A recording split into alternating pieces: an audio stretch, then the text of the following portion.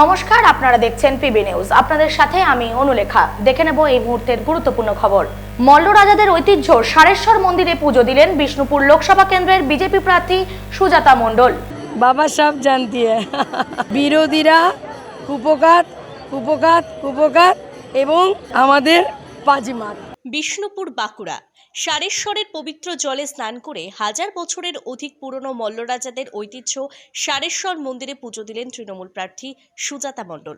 জয় বাবা সারেশ্বর নাথ মুনি মহাদেব কি জয়, বাবা সারেশ্বর নাথ মুনি মহাদেব কি। ভোট প্রচারে সুজাতা মণ্ডল 1000 বছরেরও অধিক সময় ধরে হয়ে আসা মল্ল রাজাদের ঐতিহ্য সারেশ্বর মন্দিরে গাজন উৎসব শুরু হয়েছে।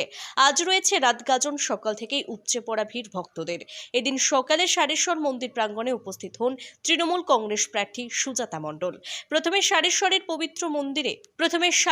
পবিত্র জলে স্নান পর্ব সেরে মন্দিরের গর্ভগৃহে দেবাদিদেব মহাদেবের আরাধনা করেন তৃণমূল প্রার্থী। কথা বলেন ভক্তদের সাথে। আজকে সকালবেলায় বাড়ি থেকে বেরিয়ে এসে আমাদের বিষ্ণুপুরের যে গৌরব, বিষ্ণুপুর লোকসভার যিনি অধীশ্বর, সেই বাবা সারেশ্বরের মন্দিরে পুজো দেওয়ার আগে এসে স্নান করলাম। নতুন কাপড় পরে এসে স্নান করলাম। সেখানে স্নান করে এসে এখানে একটা খুব ঐতিহ্যবাহী উৎসব আছে, ধনু পুরানো উৎসব, বাবাকে উৎসর্গ করে। সেই বাবাকে উৎসর্গ করে ধনু পুরানো উৎসবে অংশগ্রহণ করলাম। সেখানে প্রভুর কাছে নিজের মনস্কামনা ভক্তদের মতনই আমিও জানালাম, কারণ আমিও তো প্রভুর একজন ভক্ত, প্রভুর একজন চরণের দাসী হয়ে তারপরে আবার পুনরায় চান করে প্রভুর মন্দিরে পুজো দিলাম।